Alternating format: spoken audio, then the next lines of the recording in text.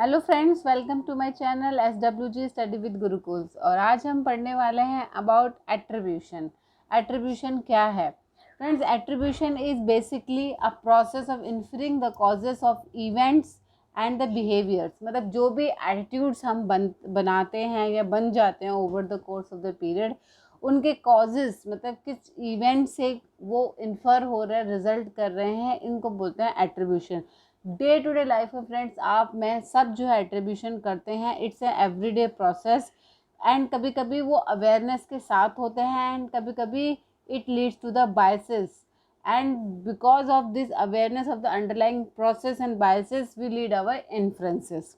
जैसे कि कोई भी एक डे पे ऐसा हो सकता है, जैसे कि आपका कोई एग्ज़ाम्स हुए, आपको एग्ज़ाम में बहुत पुअर ग्रेड मिले हैं, क्विज़ हुआ है उसमें अच्छे ग्रेड नहीं मिले हैं, तो आप मोस्ट ऑफ द टाइम कैसे एट्रीब्यूट करते हो कि टीचर्स ने बहुत टफ क्वेश्चन पूछ लिए, या मेरी प्रिपरेशन अच्छी नहीं थी, या it was a bad day like that. तो इस टाइप मतलब इन्फर निकाल रहे हैं हम जो है, जो उसका रीज़न है वो अपने तरफ ना करके वो एक्सटर्नली दूसरों की तरफ निकालना चाह रहे हैं, उसको इस प्रोसेस को बोलते हैं एट्रीब्यूशन। तो फ्रेंड्स एट्रीब्यूशन के टाइप्स भी होते हैं कि किस तरीके से हम एट्रीब्यूशन करते हैं, किस तरीके से हम जो है रिजल्ट इन्फर करते हैं। The first type is the interpersonal attribution. Interpersonal attribution का मतलब क्या है कि जैसे कि एक एग्जांपल ले लेते हैं, हम कभी भी कोई स्टोरी बताते हैं अपने फ्रेंड्स को या अपनी फैमिलीज को, तो उसमें अपने आप को जब बताते हैं तो अपना बेस्ट पॉसिबल बताते हैं, अपनी जो जगह है वो बेस्ट पोजीशन और बेस्ट लाइमलाइट में रखने की कोशिश करते हैं, ताकि उससे हमारा जो सेल्फ एस्टीम बूस्ट होता है या हमारी ईगो बूस्ट होती है। तो इसको बोलते हैं interpersonal attribution. The next is a predictive attribution. और प्रिडिक्टिव एट्रीब्यूशन का क्या मतलब है? जब हम उससे फ्यूचर प्रिडिक्शन कर रहे हो, जैसे कि आपकी कार जो है, आप ड्राइव कर रहे थे, आपने जो कार पार्क कर दी है एक ऐसी जगह पे जिस जगह से आपने निकाला, तो वहाँ पे वो आपको कार ख़राब मिली, तो आप क्या प्रिडिक्ट कर रहे हो कि ये कार जो है इस पार्किंग लॉट में खड़े करने से मेरी कार ऐसी ख़राब हो गई है, रादर देन कुछ और भी कारण हो सकते हैं, लाइक आपकी बैड ड्राइविंग भी होती है। बट नहीं, आपने इसको कैसे इन्फॉर्म किया है, कैसे रीज़न आउट किया है? As a predictive example of a predictive attribution. The third is a type of the explanatory attribution. Means हम जो है एक्सप्लेन करते हैं, एक्सप्लेनेटरी एटीट्यूड जब बनाते हैं, and it is very helpful because it helps in understanding the world around us. And it can be of two types basically.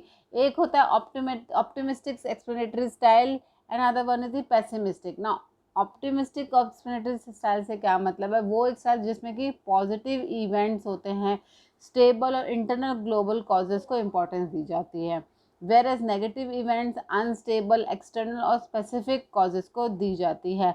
तो basically pessimistic जो स्टाइल है, it attributes to the negative events to the internal, मतलब negativity होती है जब हम negative reason out करने की कोशिश करते हैं, बहुत ज़्यादा ब्लेम गेम करते हैं, अपने अंतरात्मा की तरफ ध्यान न दे के दूसरों पे गेमिंग कर, दूसरों पर ब्लेम करना, उसको वो जो है नेगेटिव स्टाइल हो जाता है एक तरीके का। जैसे कि मैं एक एग्जांपल दूंगी, कोई आपके ऑफिस में लेट आता है, तो जब आप आते हो तो आप उसको बोलेंगे ओ मेरी जो है बस खराब हो गई थी, या मेट्रो खराब हो गई थी, या कार खराब हो गई थी।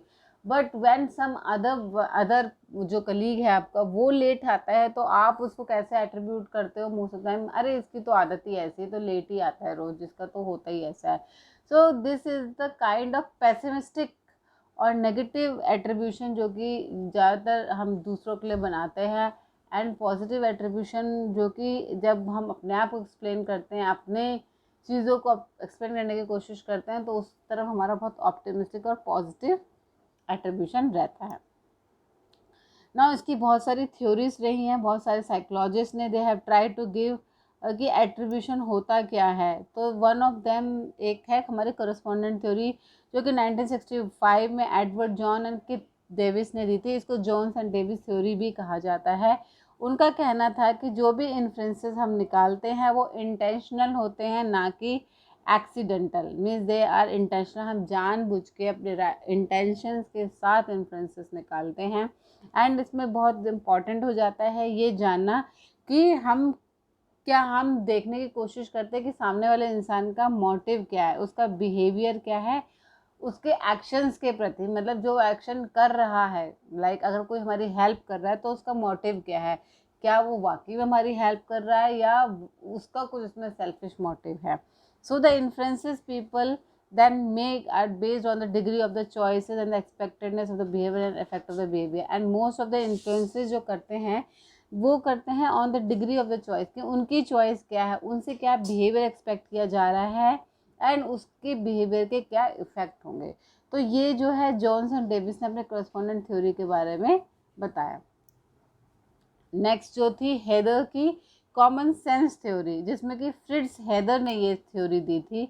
And what he did, he observe, उसने बेसिकली कहा ऑब्जर्वेशन के ऊपर कि हम जो भी ऑब्जर्व करते हैं उनके बिहेवियर को एनालाइज करते हैं and then come up with our common sense explanation of such actions. मतलब हम अपने कॉमन सेंस यूज़ करते हैं, ऑब्जर्व करते हैं, एनालाइज करते हैं कौन क्या क्यों कर रहा है. तो हैदर ने बेसिकली एक्सप्लेन किया 2 टाइप्स ऑफ एक्सटर्नल और इंटरनल एट्रीब्यूशंस को. External is blaming to the situational forces. Situational मतलब अपने आप के अपनी कैरेक्टरिस्टिक्स को ब्लेम ना करके, अपने ट्रेड्स को ब्लेम ना करके हम सिचुएशनल फोर्सेस को ब्लेम करते हैं. सिचुएशन जैसे कि मैंने एग्जांपल दिया था कि मेट्रो लेट हो गई, गाड़ी ख़राब हो गई या someone was sick at my home, like that. मतलब सिचुएशंस को देते हैं attribution. Internal attribution when we blame on the individual characteristics and the traits. जैसे कि हम जब दूसरों को करते हैं तो ज़्यादातर क्या यूज़ करते हैं कि उसका नेचर ही ऐसा है, वो लेट है या वो मतलब हम जो है दूसरों के पर्सनल कैरेक्टरिस्टिक या एट टाइम जब हम गिल्ट में होते हैं और जब रियली में सॉरी फील कर रहे होते हैं तब हम अपने पर्सनल ट्रेट्स या कैरेक्टर्स को भी इन्फर करते हैं. ऐसा फ्रिट्ज हेदर ने अपनी कॉमन सेंस थ्योरी में बताया. Next is the actor observer बाइस. नाउ एक्टर ऑब्जर्वर बाइस में क्या होता है, क्या करते हैं, क्या होता है कि जैसे कि मैंने बताया इसमें we tend to explain our behaviour on opposite bias. Opposite bias जैसे कि मैंने बताया कि लेट्स एक एग्जांपल के थ्रू देखते हैं. जैसे कि इस पिक्चर में देख सकते हैं कि हम दूसरों को कैसे जज करते हैं और अपने आप को जज कैसे करते हैं. जैसे कि ये पर्सन है, ये कह रहा है कि Anna is unreliable because she can not even attend a meeting. अब हो सकता है वो मीटिंग इसलिए अटेंड नहीं कर पा रही हो कि उसकी मदर सिक हो या वो सिक हो या उसकी वाकई में कार ख़राब हो गई हो. बट यहाँ पे इसके लिए इस इंसान की फीलिंग्स क्या है, कैसे एट्रीब्यूट किया, personally. And here she is telling Ben is incompetent, he can't even finish his project on time.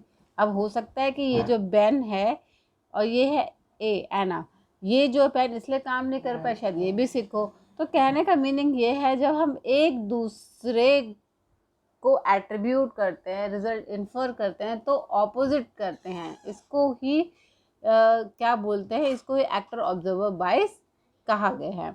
So when we attribute a person's behaviour to their characters without taking in account the limitation and constraint within the person might be operating. तो इसी को कहा जाता है actor observer बाइस. हम कैसे दूसरों को जज करते हैं. एक और थ्योरी है सेल्फ सर्विंग बाइस. ना सेल्फ सर्विंग बाइस का क्या मीनिंग है, यहाँ पे इसका मीनिंग ये हो जाता है कि जब हमें अपने आप को लाइमलाइट में दिखाना होता है, हमारे को सेल्फ एस्टीम को बूस्ट करना होता है. जैसे कि जब हम कोई सक्सेस अचीव करते हैं तो ज़्यादातर हम अपने इंटरनल फैक्टर्स को एट्रीब्यूट करते हैं. इंटरनल फैक्टर्स से कहते हैं oh I am smart, I am pro, I am very well prepared, इसलिए मैंने अच्छे से स्कोर किए. I am a good dancer so I could perform well on the stage. Means जब हमें अपने आप की सेल्फ एस्टीम बूस्ट करनी होती है, अपनी आप को सर्व करना होता है, तब ऐसा सेल्फ सर्विंग बायस एट्रीब्यूशन में आता है. So friend, this was about the attribution. I hope आपको उसका कंसेप्ट क्लियर हुआ होगा. अगर आपको मेरी वीडियोस अच्छी लगती है, पसंद आते हैं तो प्लीज़ शेयर करिए एंड सब्सक्राइब करिए. एंड आपको मेरी वीडियोस की नोटिफिकेशंस चाहिए तो प्लीज़ बेल बटन पर दबाना मत भूलिए और मुझे कमेंट करके बताइए कि आपको मेरी वीडियोस कैसी लगती हैं. Thank you.